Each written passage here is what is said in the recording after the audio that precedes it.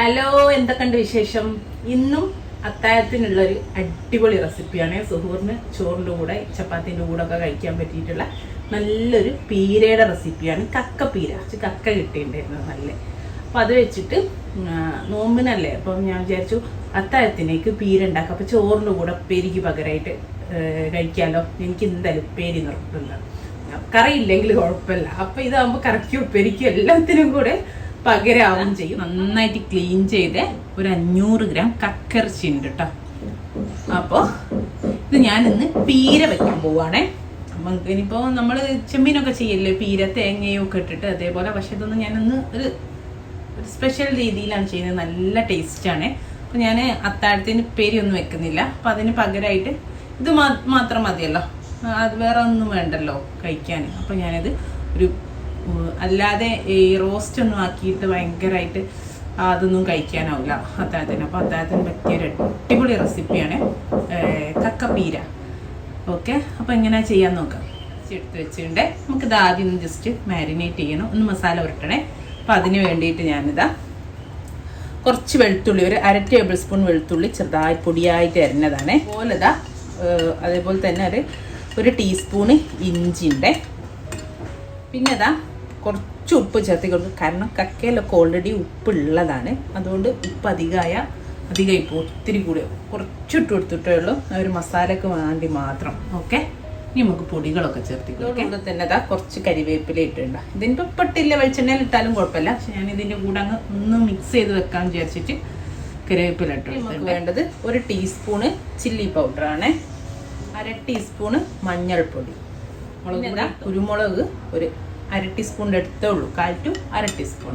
ഇതൊന്ന് നമുക്ക് നന്നായിട്ടൊന്ന് മിക്സ് ചെയ്ത് വെക്കാം. അപ്പോൾ എല്ലാം ഒന്ന് നന്നായിട്ട് മിക്സ് ചെയ്തിട്ടുണ്ട്. മുളക് പൊടി വേണമെങ്കിൽ നിങ്ങൾക്ക് മിക്സ് ചെയ്യുമ്പം കുറവാന്ന് തോന്നുക ആണെങ്കിൽ ഒരു 1/2 ടീസ്പൂൺ ഒക്കെ വേണമെങ്കിൽ ചേർത്ത് കൊടുക്കാം കേട്ടോ. എരിവിനനുസരിച്ചൊക്കെ നോക്കിയിട്ട് കാശ്മീരി നമുക്ക് നിങ്ങൾ ഇഷ്ടം പോലെ ചെയ്യാം. അപ്പോൾ ഇതൊരു 1/2 മണിക്കൂർ അല്ലെങ്കിൽ ഒരു മിനിമം ഒരു 15 മിനിറ്റ് എങ്കിലും നമുക്ക് മാറ്റിയേക്കാം. ഇതൊക്കെ ഒന്ന് ഇതിലേക്ക് പിടിച്ചോട്ടെ. ഓക്കെ, ഇനി നമ്മളെ പീര ഉണ്ടാക്കാൻ വേണ്ടി ഞാനൊരു പാത്രം വെച്ചിട്ടുണ്ട്. പാത്രം ഒന്ന് ചൂടായിട്ടുണ്ട്. അപ്പോൾ നമുക്ക് ഒരു 2 ടേബിൾ സ്പൂണ് വെളിച്ചെണ്ണ ഒഴിച്ചു കൊടുക്കാം. വെളിച്ചെണ്ണ തന്നെ വേണം ഇതിന്, അപ്പോഴേ ടേസ്റ്റ് ഉണ്ടാവും. 2 ടേബിൾ സ്പൂൺ വെളിച്ചെണ്ണ ഒഴിച്ചു കൊടുത്തിട്ടുണ്ട്. വെളിച്ചെണ്ണ ഒന്ന് ചൂടായി. വെളിച്ചെണ്ണ ചൂടാകുന്ന സമയത്ത് നമുക്കൊരു 1/4 ടീസ്പൂണ് ഫണൽ സീഡ്, അതായത് വലിയ ജീരകം ചേർത്ത് കൊടുക്കാം. വലിയ ജീരകം ഒന്ന് പൊട്ടി വരുന്ന സമയത്ത് നമുക്കിതാ, ഇല്ലെങ്കിൽ ഇപ്പം നിങ്ങൾക്ക് കരിവേപ്പില വേണേൽ കരിവേപ്പിലയും ചേർത്താം. ഞാൻ ഇതിൽ ചേർത്തില്ലേ, നമ്മളെ കക്ക മസാല ഉരുട്ടില്ലേ അത് ചേർത്തി കൊടുക്കാം. ഓക്കെ, എന്നിട്ടിത് നന്നായിട്ട് ഇതിൽ നിന്ന് നമുക്ക് റോസ്റ്റ് ചെയ്തെടുക്കാം. കാരണം ഇത് ക്ലീൻ ആക്കുമ്പോൾ തിളപ്പിച്ചൊക്കെ ഊറ്റിയിട്ടൊക്കെ അതിൻ്റെ തൊലിയൊക്കെ കളഞ്ഞല്ലേ, അപ്പോൾ ഒരു ഹാഫ് കുക്ക്ഡ് ആണ്. അപ്പം ഇനി നമുക്കിതിൽ നന്നായിട്ടൊന്ന് ഇത് റോസ്റ്റ് ചെയ്തെടുക്കാം. നമ്മൾ ഇതിൽ പുരട്ടിയ മസാലൻ്റെ ഒക്കെ പച്ച മണമൊക്കെ പോകണ്ടേ. അപ്പോൾ നമ്മുടെ കക്ക ഇങ്ങനെ റോസ്റ്റ് ആയിക്കൊണ്ടിരിക്കുന്നത് പൊട്ടി തുടങ്ങിയിട്ടുണ്ട് കേട്ടോ. ഇനി ഇതിലേക്ക് പൊടിയായിട്ട് അരിഞ്ഞ ഒരു ചെറിയ സവാള, ഓക്കെ, അതേപോലെ പച്ചമുളകും ചേർത്തി കൊടുക്കണ്ടേ. അതുകൂടെ ഇതിൻ്റെ കൂടെ നമുക്കൊന്ന് നല്ലൊരു ടേസ്റ്റാണ്. നമ്മളെ ഉള്ളിയൊക്കെ ഒന്ന് വയന്ന് നമ്മളെ കക്കനോട് യോജിച്ചിട്ടുണ്ട്. അപ്പോൾ അതിൽ വെള്ളമൊക്കെ വറ്റിയപ്പോൾ വീണ്ടും പൊട്ടി തുടങ്ങിയിട്ടുണ്ട്. ഇനി നമ്മളിതിലേക്ക് 1/2 കപ്പ് ചെറിയ തേങ്ങയാണ് ചേർത്തി കൊടുത്തത്. നേരെ ഞാൻ പച്ചമുളകില്ലേ, ആ പച്ചമുളകും ഈ തേങ്ങയും കൂടെ ഒന്ന് വേണമെങ്കിൽ നിങ്ങൾക്ക് മിക്സിയിൽ ഒതുക്കിയിട്ട് വേണേൽ ചേർത്താം. ഇതിപ്പോൾ ചെറുതായിട്ട് പൊടിയായിട്ട് ചെറിയ തേങ്ങ ഞാൻ ഡയറക്റ്റ് ചേർത്തി കേട്ടോ. പച്ചമുളക് നേരത്തെയും ചേർത്തിയല്ലോ. അപ്പം അതും ഇതിൻ്റെ കൂടെ ഒന്ന് റോസ്റ്റ് ചെയ്തെടുക്കുക. സിമ്പിളാണ്, പെട്ടെന്ന് കഴിയും പരിപാടി. ഓക്കെ, അപ്പോൾ വേണമെങ്കിൽ നിങ്ങൾക്ക് ഒന്ന് ഒതുക്കിയിട്ട് മിക്സിയിൽ ഒതുക്കിയിട്ട് പച്ചമുളകും തേങ്ങയും കൂടെ വേണമെങ്കിൽ ചേർക്കേ.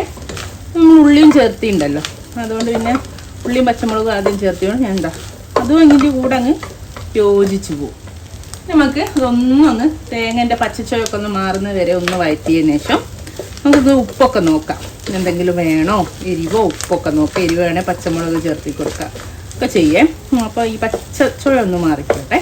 നമ്മളെ തേങ്ങയുടെ ഒന്ന് ഇതിൻ്റെ കൂടെ തന്നെ വഴറ്റിയെടുക്കാം. ലാസ്റ്റ് സ്റ്റേജ് നമ്മുടെ കക്കപ്പീര ഇവിടെ ഓൾമോസ്റ്റ് റെഡിയാണ്. ഇനി ഫൈനൽ ഞാനിതാ കുറച്ചത് നിങ്ങൾക്ക് ഇഷ്ടമുണ്ടെങ്കിൽ മാത്രം ചേർക്കാം. അത് എനിക്കിതും കൂടെ ചേർക്കുമ്പോൾ നല്ലൊരു ടേസ്റ്റാണ്. ഒരു 1/4 ടീസ്പൂണ് എൻ്റെ സ്വന്തം ഗരം മസാല ചേർത്തി കൊടുത്തിട്ടുണ്ട്. അത് പിന്നെ ഏതിൻ്റെ കൂടെയും പോകും, അതുകൊണ്ട് കുഴപ്പമില്ല കേട്ടാൽ. ഇപ്പോൾ ഇതാ കുറച്ച് കരിവേപ്പില ഇട്ടിട്ട് ഒന്നുകൂടെ മിക്സ് ചെയ്തിട്ട് നമുക്ക് തീ ഓഫ് ചെയ്യാം. ഇത്ര പണിയുള്ളൂ കേട്ടോ. എന്ത് സിമ്പിളാണെന്നറിയോ, കണ്ടോ. ചോറിൻ്റെ കൂടെ അങ്ങ് കിട്ടിയാണ്ടല്ലോ, അടിപൊളിയല്ലേ. ചോറിൻ്റെ കൂടെ ചപ്പാത്തിൻ്റെ കൂടെ ഒക്കെ കഴിക്കാട്ടോ. അപ്പോൾ ഇത്രേ ഉള്ളൂ. എല്ലാവരും ഒന്ന് ട്രൈ ചെയ്ത് നോക്കുക. ഇപ്പം ഇതിൻ്റെയൊക്കെ കക്ക കല്ലുമ്മക്കായൻ്റെ ഒക്കെ സീസൺ ആണല്ലോ അല്ലേ. ഇൻഷാ അല്ലാഹ് നല്ലൊരു വീഡിയോ ആയിട്ട് നമുക്ക് വീണ്ടും കാണാം. താങ്ക്